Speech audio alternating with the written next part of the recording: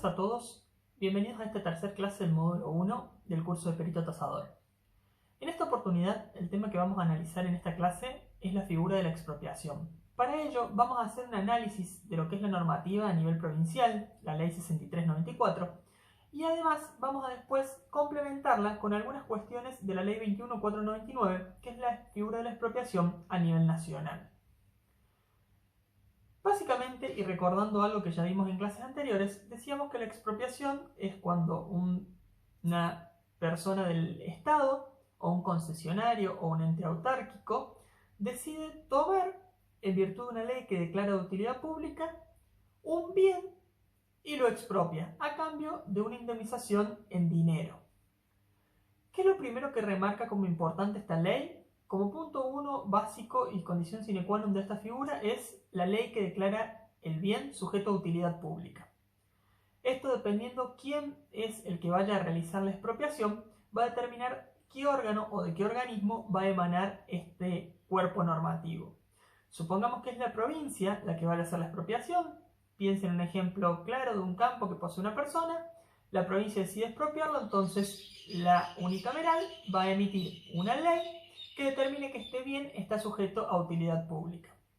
Vamos a ver posteriormente, y es importante por los fines prácticos de esta figura, que la ley que declara utilidad pública puede determinar un bien con características propias, es decir, correctamente individualizado en su esencia y en sus características, un grupo de bienes de una zona determinada, por ejemplo, hay que expropiar un campo o un inmueble rural de la zona del departamento San Justo, o bien genéricamente, es decir, se declara utilidad pública un campo de la provincia de Córdoba o de alguna localidad en particular, es decir, genéricamente, sin determinar individualmente cuál es el bien.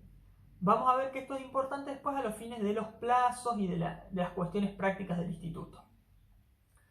Entonces dijimos, lo declara utilidad pública. ¿Y qué es lo que declara utilidad pública de acuerdo a la ley? Cualquier bien, sea cosa o no, y esté en el comercio o no. Y esto es importante. ¿Y con qué finalidad esta utilidad pública? ¿Con qué finalidad puede ser? Puede ser por una cuestión material o por una cuestión espiritual.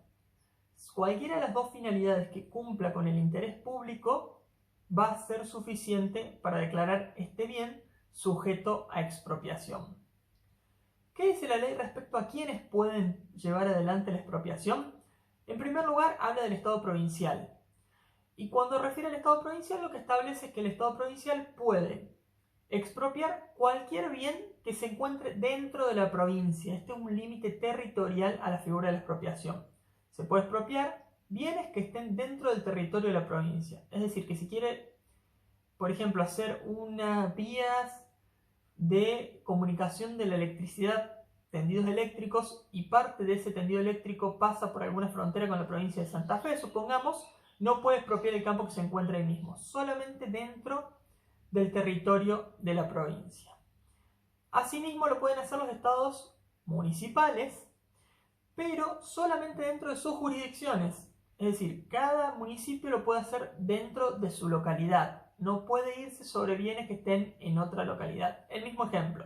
Supongamos, la municipalidad de Villa Carlos Paz solamente lo puede hacer en dicha localidad, que es la que está sujeta a su jurisdicción. Declarar de utilidad pública el bien de acuerdo a una ordenanza de su consejo deliberante o por el instrumento normativo que corresponda, y en base a ello procederá a la expropiación dentro de su jurisdicción.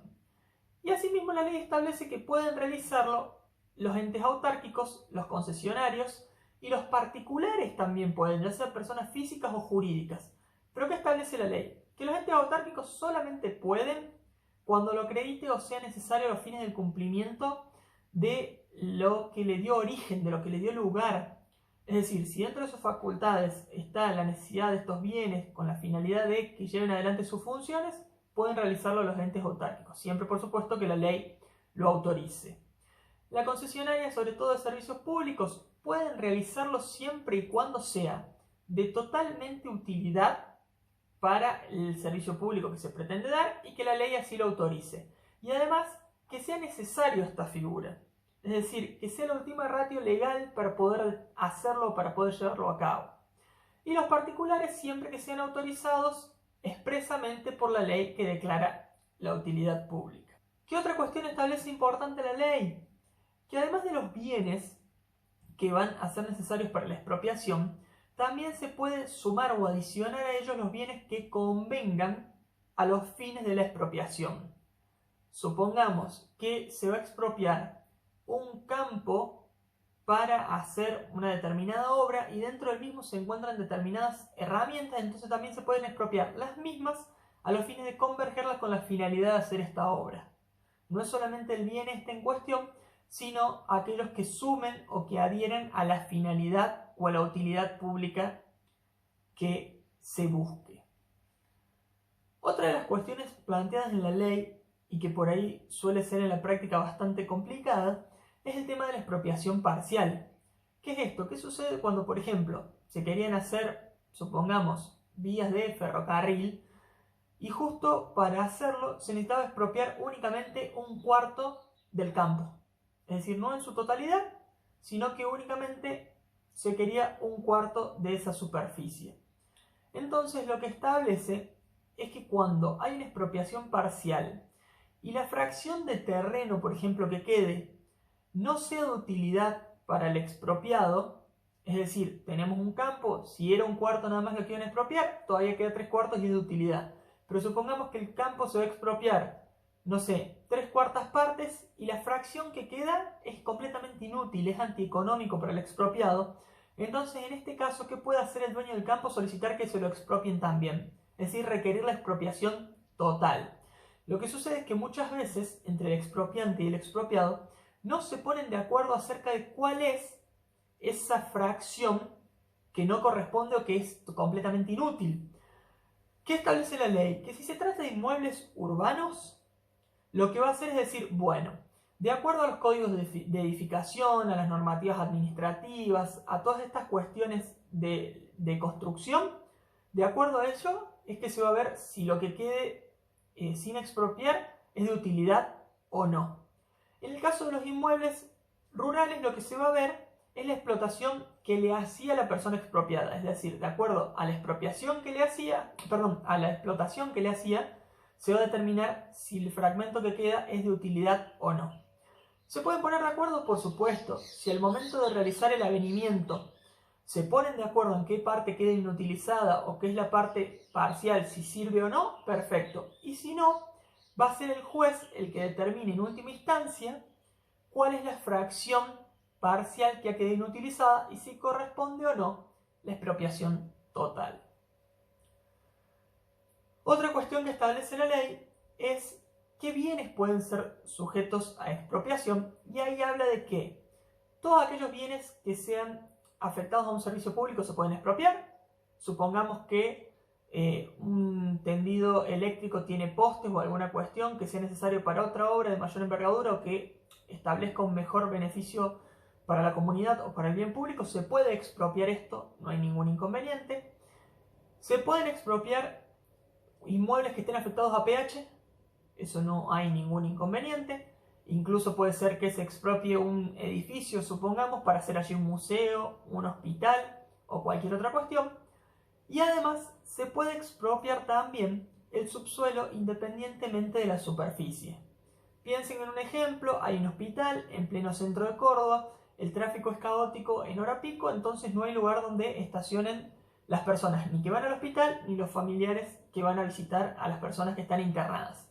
Entonces, para no expropiar las casas aledañas al hospital, el Estado, por ejemplo, decide expropiar el subsuelo de la misma para hacer una cochera. No habría ningún inconveniente, entonces se declara sujeto a utilidad pública el subsuelo independientemente de la superficie y se procede a hacer esa obra.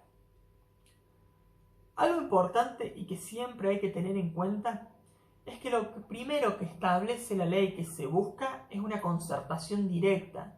¿Qué es esto? Es que una vez que el bien esté sujeto a utilidad pública por la ley, lo que se va a determinar es que el expropiante se ponga en contacto con el expropiado y logre una concertación directa. Para ello, la ley habilita que se le ofrezca al expropiado el monto total que ha establecido el Consejo General de Tasaciones. Recuerden que ya lo vamos a repasar, igual que el Consejo General de Tasaciones participaba en estas cuestiones de expropiación, que le ofrezca el monto total más un 10% extra. Si en ese caso está de acuerdo, directamente concertan, después se homologa ese acuerdo judicialmente y se acaba toda esta cuestión. Es lo que se denomina el avenimiento administrativo. Entonces, ¿qué dijimos? Es la tasación que haya hecho el consejo, supongamos 1.000.000 de pesos, más el 10% extra, que es el máximo que le permite la ley alejarse de ese monto. Si está de acuerdo, se hace un avenimiento, se homologa judicialmente y se finaliza con este proceso. Si no están de acuerdo, ya vamos a ver que primero está la órbita del Tribunal Administrativo dentro del Consejo General de Tasaciones y posteriormente, si no se ponen de acuerdo, es que van a sede judicial. Recordemos, en este caso, lo que veíamos en clases anteriores acerca del funcionamiento del Consejo General de Tasaciones con respecto a la expropiación. En primera medida llega al Consejo General todos los antecedentes del caso. El expropiante los pone en conocimiento del Consejo, todos estos elementos, todo lo que sean planos, la ley de utilidad pública, todo lo que sea necesario a los fines de la correcta determinación del monto indemnizatorio. Esto dentro de los 3 días hábiles se pone en estudio para que se haga un dictamen fundado. Este dictamen fundado, junto con todos los antecedentes del caso, son puestos en conocimiento del expropiado para que en el término de 30 días proceda a dar su anuencia, es decir, su conformidad con este monto o no, y en caso de que no esté de acuerdo, proceda a emitir el dictamen o la tasación propia por la cual no está de acuerdo. Si no está de acuerdo, se llama este tribunal administrativo, se compone este tribunal administrativo que era un representante del expropiado y un representante del expropiante, junto con un vocal del Consejo General de Tasaciones, y ellos dentro de los 90 días hábiles proceden a hacer un informe si se logran poner de acuerdo respecto a la tasación. Si no, las actuaciones son reservadas y se elevan al juzgado interviniente para que éste prosiga las actuaciones judiciales. ¿Qué es importante en este caso con respecto al monto indemnizatorio y con respecto a la voluntad del expropiado? Primero, que si el expropiado no realiza su conformidad expresa, se entiende que no ha prestado conformidad. No es que el silencio aprueba la tasación realizada. Si no habla, se entiende que rechaza esa oferta.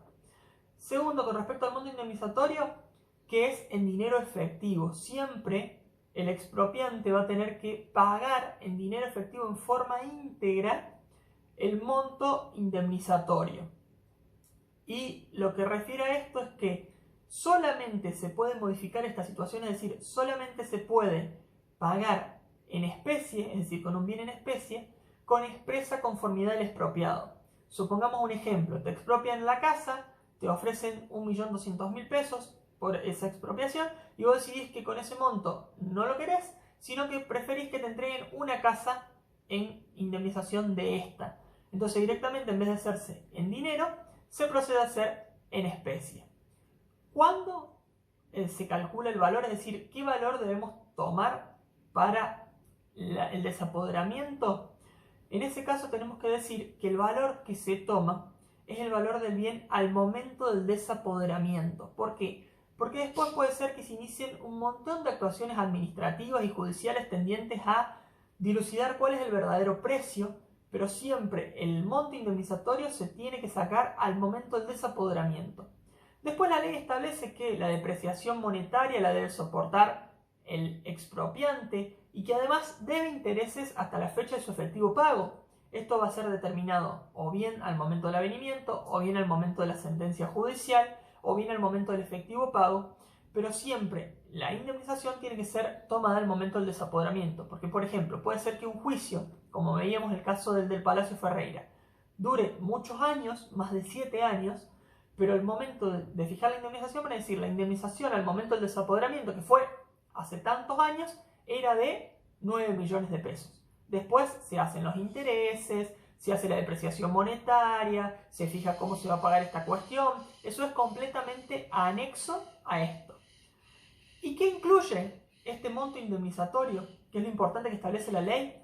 Dice solamente el daño emergente y objetivo y que sea consecuencia directa e inmediata del desapoderamiento.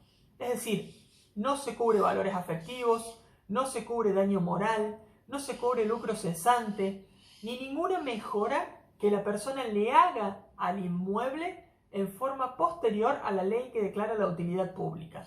Salvo, y acá la ley establece una excepción, que la mejora sea una mejora necesaria. Es decir, que si por ejemplo una casa se estaba rompiendo un techo o se estaba agrietando por una cuestión de humedad, más allá que esté la ley de utilidad pública, el expropiado puede proceder a hacer esa reparación y ello se va a indemnizar dentro de ese monto. ¿Se entiende? Si no es una mejora necesaria, cualquier mejora o cualquier cuestión que se agregue en forma posterior a la ley de utilidad pública no es indemnizada. Tampoco se paga, como quiso hacerse muchas veces o reclamarse muchas veces por expropiados, el mayor valor que le va a dar la obra que se va a realizar. Supongamos, te expropian a vos tu inmueble, tu casa, para proceder a hacer un parque o para proceder a hacer el faro del Bicentenario, supongamos. Eso le va a dar mayor valor arquitectónico a la zona. Pero vos no podés reclamar ese valor arquitectónico al momento de la indemnización por tu propia expropiación. Es decir, se paga lo que es al momento del desapoderamiento. Después, como dijimos, se determinará en forma posterior si hay intereses, depreciación del signo monetario o cualquier otro gasto que deba afrontar el expropiante. Una de las cuestiones que también establece la ley es el plazo que cuando se va a debatir acerca del monto indemnizatorio, el juez le da al expropiado para que asista y estime cuál es su derecho o cuál es el monto indemnizatorio que a él le corresponde. En ese caso, el juez le da 10 días para que comparezca bajo apercibimiento de continuar las actuaciones sin él. Otra cuestión que establece la ley, que es importante, es que los contratos celebrados en forma posterior a la ley que declara la utilidad pública son totalmente inválidos. ¿Por qué? Porque puede suceder que te declaren una ley de utilidad pública en un inmueble de tu propiedad y vos en forma posterior decidís, por ejemplo, alquilar esa propiedad. Por consiguiente, lo que establece la ley es que es inválida ese contrato. Y dice que todos los problemas o dilemas o cuestiones que susciten entre terceros y el expropiado con respecto al bien en cuestión se tratarán en forma separada. No tienen nada que ver ni van a frenar la expropiación en sí. Y que cualquier reclamo que tenga un tercero en contra del expropiado va a transferirse a lo que es el monto indemnizatorio. Algo importante que distingue la ley y que hay que tener en cuenta es cuando se trata de bienes que no son raíces. Decíamos, cuando son bienes inmuebles, por ejemplo, se va al Consejo General de la Tasación, se hace toda esta prueba, el Tribunal Administrativo y toda esta cuestión que ya vimos. Pero cuando son bienes que no son raíces, se hace una pericial y esta pericial es lo que cambia con respecto a cuando son inmuebles. Es decir, cuando son bienes que no son raíces, se hace esta pericial es lo que va a modificar, es lo que va a darse en lugar de la tasación del Consejo General y con esto mismo ya se va a proceder al pago o al depósito de esta suma. Es decir, no se requiere la intervención del Consejo, sino que con la pericial misma ya alcanza. ¿Puede desistirse de una expropiación? Siempre se puede desistir hasta que la misma no esté firme. ¿Y cuándo va a estar firme? Como pueden ver acá en pantalla, va a estar firme cuando haya una sentencia firme en el juicio, ya se ha procedido a transferir la posesión del bien al expropiante y además se ha pagado la indemnización, es decir, se ha depositado. ¿Cuándo se toma la posesión de estos bienes expropiados? Porque tengan en cuenta, por ejemplo, el caso del Palacio Ferreira que veíamos, que muchas veces la expropiación o la ley se dicta en un año y hasta que se paga en forma completa la indemnización pueden pasar 7, 8, 10 años o más tiempo. Entonces lo que establece la ley es que cuando el Consejo General de Tasaciones realiza la tasación sobre el bien que se va a expropiar, el expropiante lo que hace es depositar en el juzgado este monto más el 10% que generalmente se estila a una cuestión de gastos o de adelanto de gastos o de intereses, y en ese caso, una vez depositado esto, el juez otorga la posesión del bien.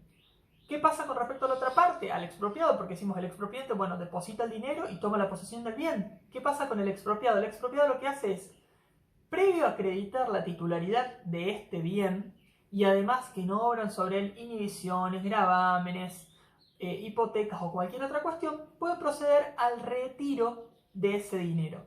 Eso no implica conformidad con el monto indemnizatorio. Esto siempre se va a poder seguir discutiendo en sede judicial. Únicamente lo que establece es que él puede retirarlo a este depósito. Un punto importante también que establece la ley es qué pasa cuando el bien expropiado va a ser dispuesto para determinados fines, como por ejemplo obras viales, apertura de caminos, gasoductos, tendido de red eléctrica, todo lo que sean conexiones de agua potable, obras que sean a la infraestructura de alguna localidad. En ese caso lo que establece la ley es una facilidad extra, por así decirlo, a favor del expropiante. ¿Cuál es esta modalidad? Es que en estos casos no hace falta esperar a que esté el dictamen del Consejo General de Tasaciones.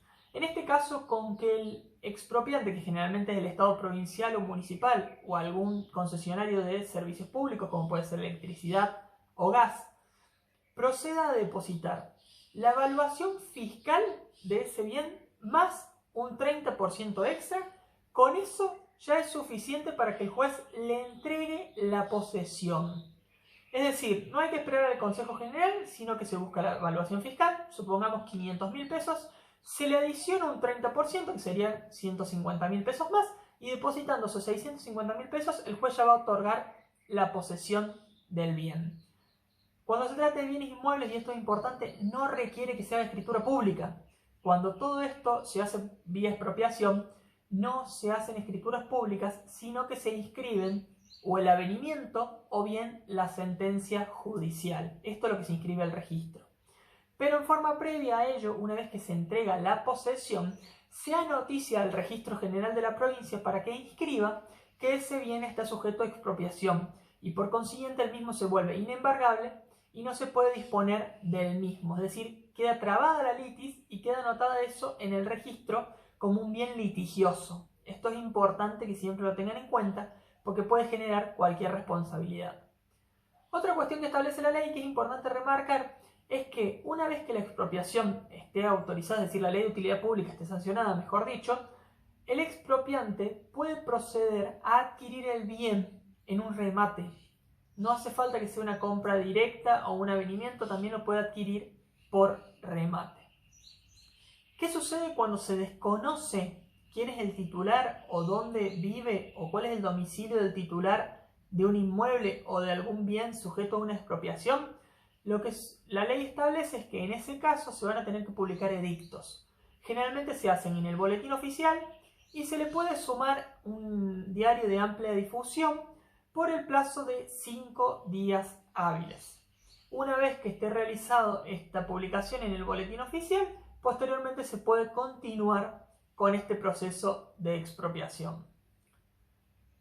Un ítem en la práctica muy importante, que es una facultad que tiene el juez durante el proceso de la expropiación, es solicitar de oficio una audiencia verbal entre el expropiado y el expropiante para poder determinar o dilucidar ciertas cuestiones referidas a la caracterización y al avalúo de este bien en particular. Entonces puede citarlos a ambos para una audiencia verbal y en este caso personal entre las dos partes. Recordemos que todas estas actuaciones referidas a la expropiación son un juicio totalmente corto, es un juicio abreviado, verbal, actuado, con la mayor celeridad posible. Vamos a ver posteriormente que la ley 21.499 a nivel nacional establece algunas cuestiones extras de proceso a lo que establece la ley de Córdoba, que las veremos al finalizar la presente clase. Pero entonces tengan en cuenta esta posibilidad que siempre tiene el juez de llamar a las partes a esta audiencia verbal. Muchas veces en la práctica sucede que no se lleva adelante porque ya se conformó el tribunal administrativo dentro del Consejo de Tasaciones entre el representante del expropiado y el expropiante, y ahí ya se ha debatido estas cuestiones. ¿Por qué es importante que cada una presente su posición? Porque al momento de fallar, el juez tiene un coto, por así decirlo, un límite, que es decir, nunca la indemnización va a poder ser menor a la establecida por el Consejo General, ni nunca, o a la ofrecida, ni nunca va a poder ser mayor a la reclamada.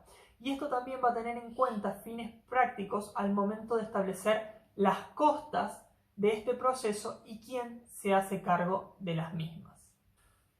Decíamos que el juez va a terminar dilucidando o determinando cuál es la indemnización que se debe pagar, recordando siempre que al momento de determinar la indemnización siempre es al momento del desapoderamiento.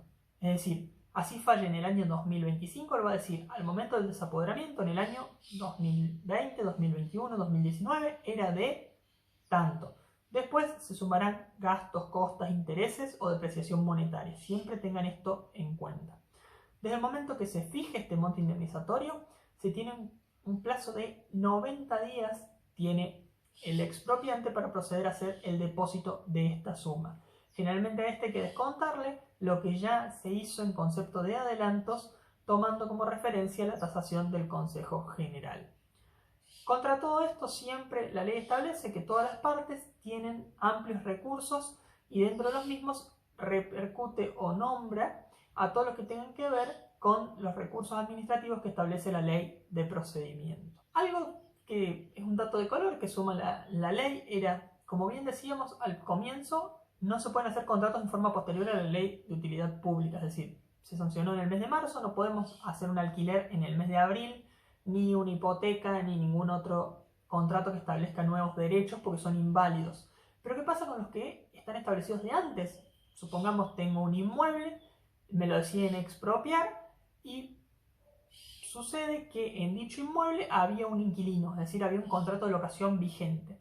En este caso lo que establece la ley es que los contratos quedan resueltos y en el caso de los locatarios se le da un plazo de 30 días para proceder a buscarse otra ubicación, es decir, 30 días queda sin efecto, tiene que desalojarlo y buscarse otro lugar. Y el problema es que todas las cuestiones entre los locatarios, por ejemplo, entre el inquilino y el propietario del inmueble que ha sido expropiado, van a ser por cuerda separada y no van a repercutir sobre la expropiación.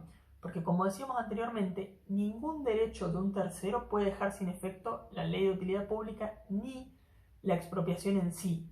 Y decíamos, todo reclamo, toda indemnización o toda cuestión que se deba o que se pueda reclamar sobre el bien, se entiende que queda trasladado a la indemnización. Es decir, que si el inquilino, por ejemplo, le reclama daños y perjuicios y consigue una indemnización de 35.000 pesos, esos 35.000 pesos van a entender que repercuten o que deben salir de la indemnización sustitutiva del bien en el que cayó por la expropiación. Recordemos, todo el proceso es todo verbal, es totalmente abreviado y la importancia de esta audiencia que puede hacer de oficio el juez entre el expropiante y el expropiado. Y por último está el tema de las costas. Esto es muy importante porque las costas en proceso de expropiación pueden ser de un valor muy alto. Entonces, ¿qué establece la ley y por qué es tan importante esto que les decía antes de que cada parte dé su posición o de su propia evaluación? Porque la ley establece un criterio de división de costas de la siguiente manera. Si la determinación final que hace el juez de la indemnización es igual a la que ofrecía el expropiante, es decir, el Estado provincial te va a expropiar, te ofrece 1.000.000 de pesos. Vos decidís hacer todo un proceso judicial y el juez determina que el monto indemnizatorio es de 1.000.000 de pesos, las costas las paga el expropiado. Si lo que sucede es a lo contrario, si la diferencia entre el monto indemnizatorio que da el juez y el ofrecido originalmente por el expropiante es mayor a la mitad de la diferencia entre lo ofrecido por el expropiante y el expropiado, vamos a ponerlo en un ejemplo con números para ver si así es más simple. Supongamos que el expropiante ofrecía 2 millones de pesos. El expropiado quería 6 millones de pesos, es decir, la diferencia entre uno y otro es de 4 millones de pesos. Si al momento de fallar el juez estima que la expropiación es de 5 millones de pesos, es decir, es la diferencia entre lo que había ofrecido el expropiante y el final es más de la mitad de la diferencia entre ambas ofertas, porque decíamos, la diferencia entre ambas ofertas era 4 millones. La mitad es 2, como el monto indemnizatorio es 5, que es 3 millones de diferencia con respecto al ofrecido originalmente, es decir, más de la mitad de las dos ofertas, en ese caso las costas las paga el expropiante.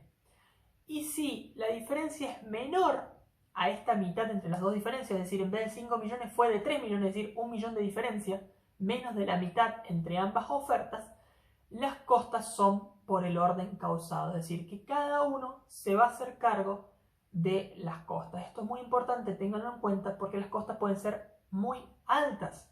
Fíjense, o recuerden el caso que les planteé en la clase anterior del Palacio Ferreira, donde las costas, actualizaciones, gastos y todo fue mayor que el monto mismo de la indemnización. Fíjense a qué nivel puede llegar esta cuestión.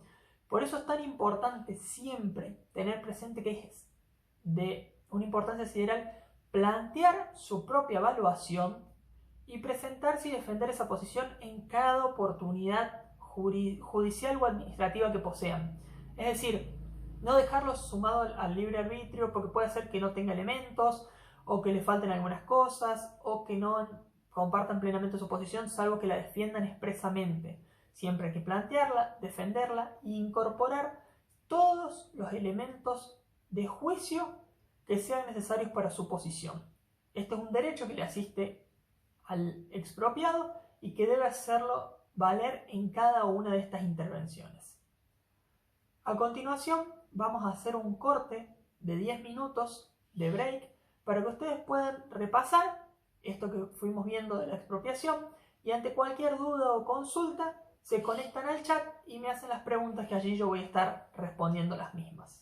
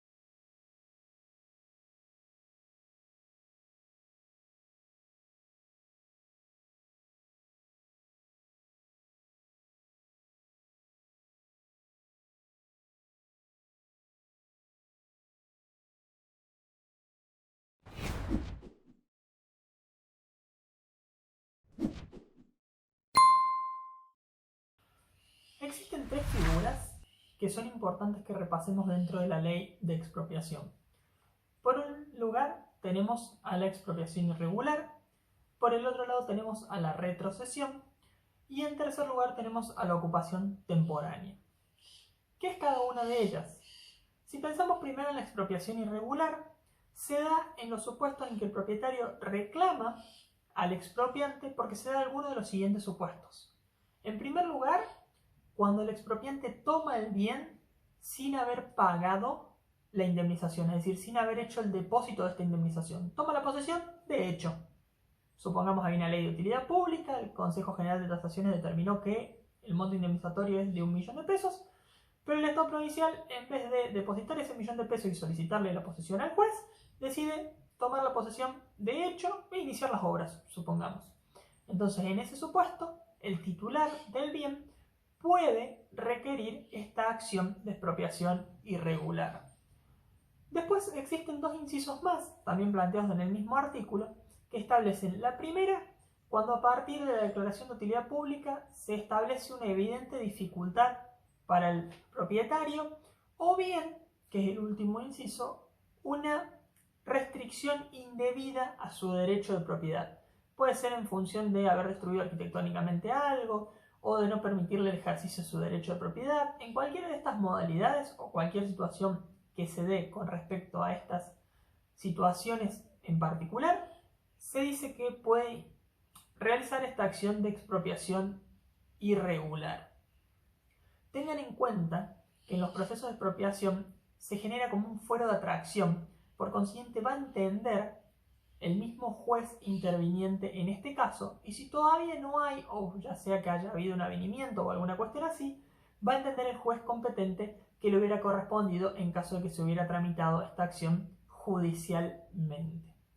Si hay algún pedido o alguna acción de expropiación irregular, el juez debe fallar previamente esta cuestión y con respecto a la sentencia que dicte o al fallo referido a la expropiación irregular, se cuenta con un plazo de 3 días para apelar la misma, ya sea tanto por el expropiado como por el expropiante.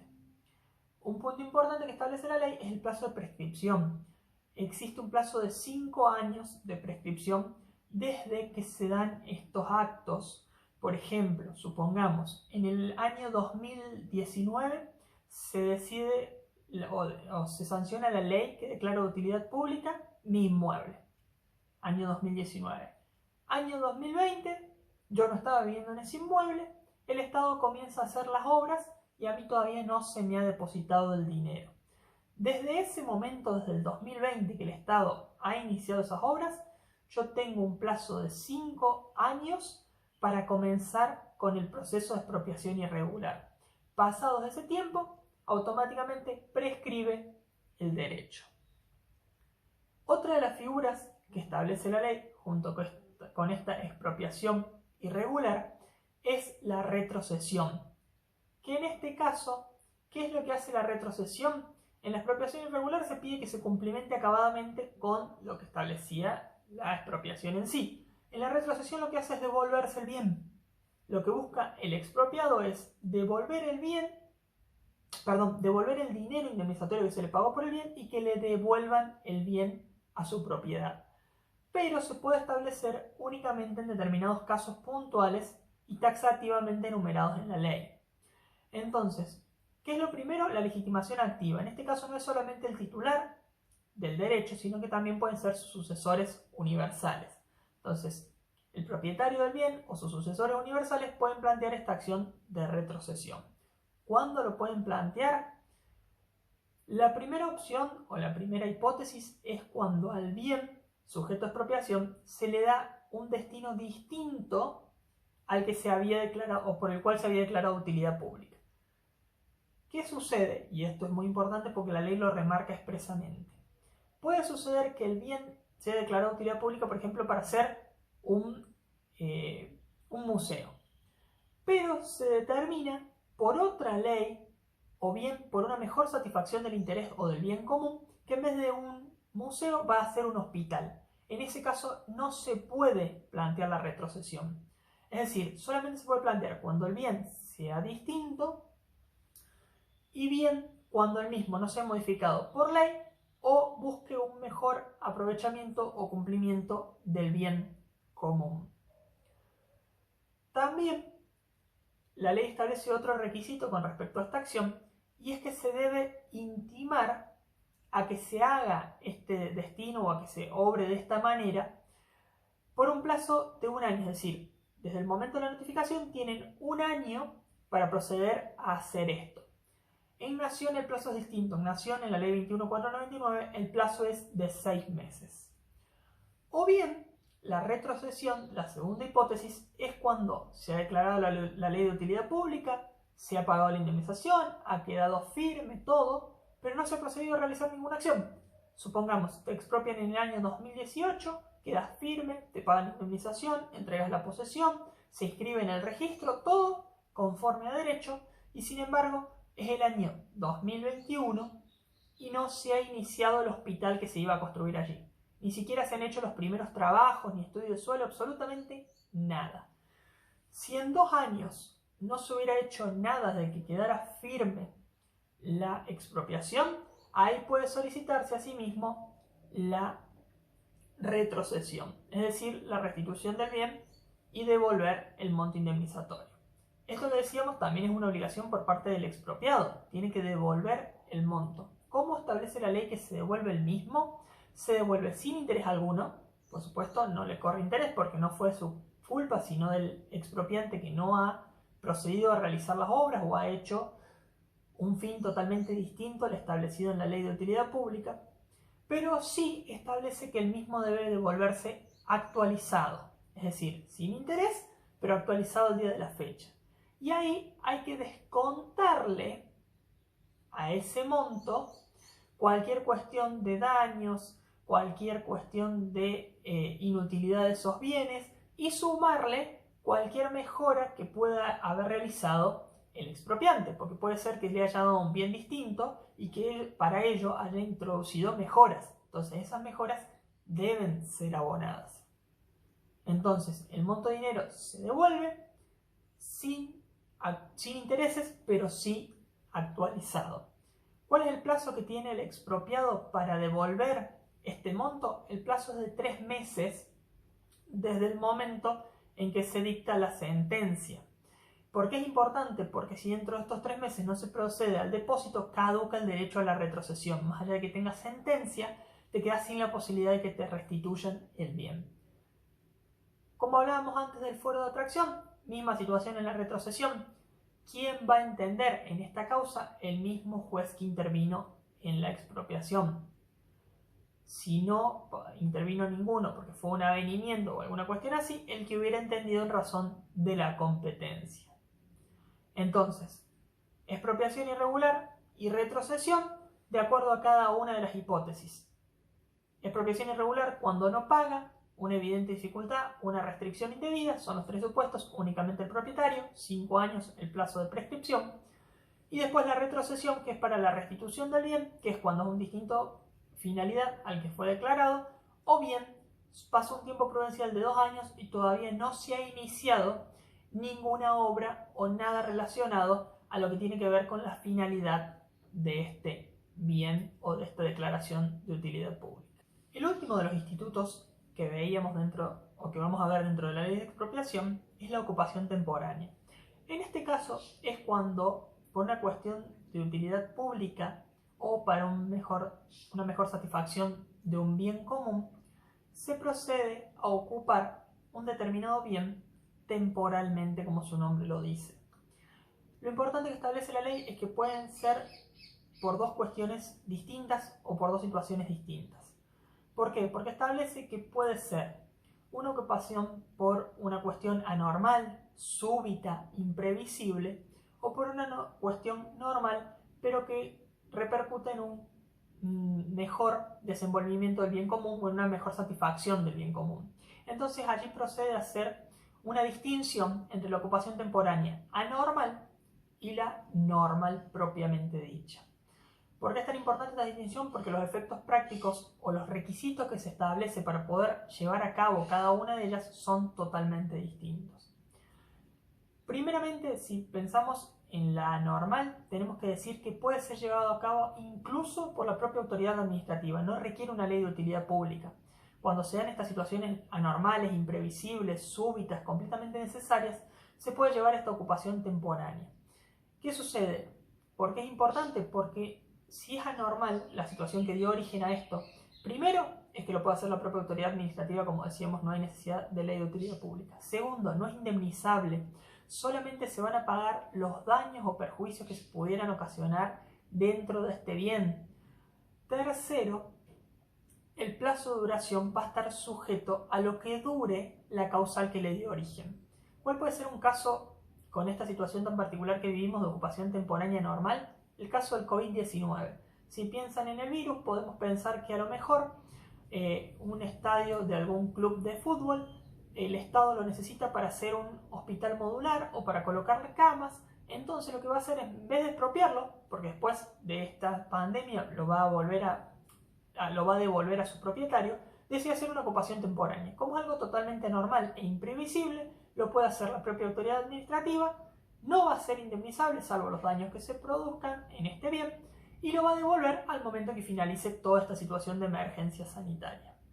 En cambio, la ocupación temporánea normal lo que hace es establecer, primero, que se requiere una declaración de utilidad pública de este bien. No se necesita expropiarlo porque va a ser de corta duración, supongamos, pero sí va a ser una ley de utilidad pública para decir se necesita para estos fines, y se establece que se va a pagar una indemnización con las mismas reglas de la expropiación, es decir, todo lo que tenga que ver con objetivo, daño emergente, no lucro cesante, toda esta cuestión. Y además que el plazo máximo por el que se puede hacer esta ocupación temporánea normal es un plazo de 2 años. Vencido este plazo de 2 años, la persona lo que puede hacer es intimar a la restitución del bien y pasados 30 días desde esta intimación proceder a solicitarle la expropiación del bien. El caso más conocido que se me viene a la mente con respecto a esto es cuando necesitaron una maquinaria para hacer una determinada obra, que en ese caso no la expropiaron porque no era necesario tenerla siempre, sino que hicieron una ocupación temporánea por el plazo que duró la obra, que fue de 1 año y medio. Algo que establece la ley con respecto a las limitaciones en este derecho o en esta figura es que la persona que ocupe el bien no puede alterar el mismo, no puede sacarle cosas, no puede modificar cosas, salvo expresa conformidad del titular de ese bien. Supongamos, si vamos a pensar en el caso de la expropiación, de la ocupación temporánea anormal, el caso que les decía de la pandemia, hacer un hospital modular, si lo hacen en un club, tienen que sacar las tribunas, por ejemplo, tienen que desarmarlas. Entonces, en ese caso, no pueden realizarlo salvo la expresa conformidad del propietario de ese bien. En la ocupación temporánea anormal, además del plazo máximo de 2 años, hay otro plazo a tener en cuenta, que es el de la prescripción. Desde el momento que se determina la indemnización, tenemos un plazo de 5 años para requerir la misma. Caso contrario, prescribe la posibilidad de solicitar esta indemnización. Otra de las cuestiones que establece la ley y que es muy importante es cuándo se considera abandonada la expropiación. ¿Y qué se tiene que tener en cuenta a dichos fines el momento en que se dicta la ley de utilidad pública?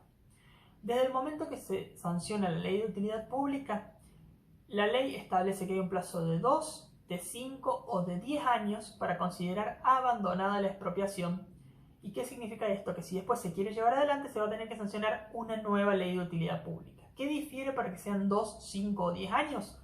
2 años es cuando es un bien determinado. Si, por ejemplo, se dicta una ley de utilidad pública sancionando o decretando que mi casa, perfectamente individualizada en la ciudad de Córdoba, está sujeta a expropiación por ser declarado un bien de utilidad pública, en ese caso son 2 años desde la sanción de esa ley.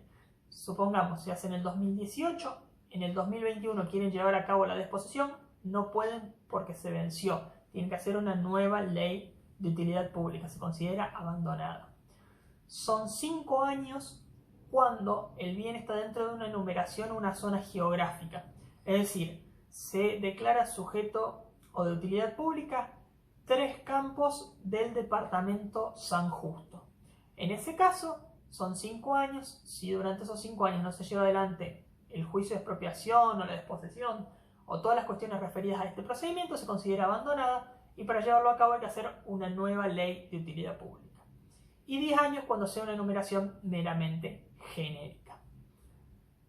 Importante, cuando la ley establece esto, también establece otra cuestión conexa que dice: cuando estos bienes son expropiados por una municipalidad a los fines de hacer apertura de calles, caminos, plazas, puentes o cualquier otra cuestión referida al ejido urbano o a la urbanización propia de esa localidad o de esa ciudad, en este caso no aplican estos plazos de abandono de la expropiación.